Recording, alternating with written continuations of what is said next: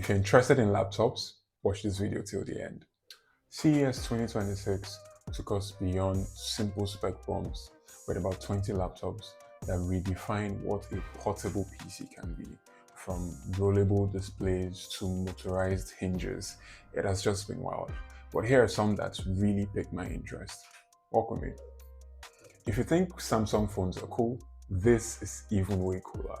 Now, in the Galaxy Book 6 Ultra, Samsung features a vapor chamber cooling in a 15.4 chassis. Now, this just puts an end to heating issues like forever.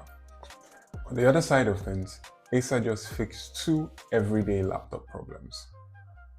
The Predator Helios Neo 16S uses a new screen coating that cuts OLED glare so reflections don't ruin your view under bright lights.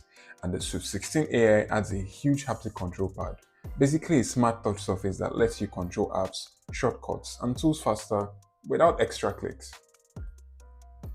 Now, I selected these two laptops because I feel like they solve two problems, or they solve some problems that are very relatable to everyday laptop users.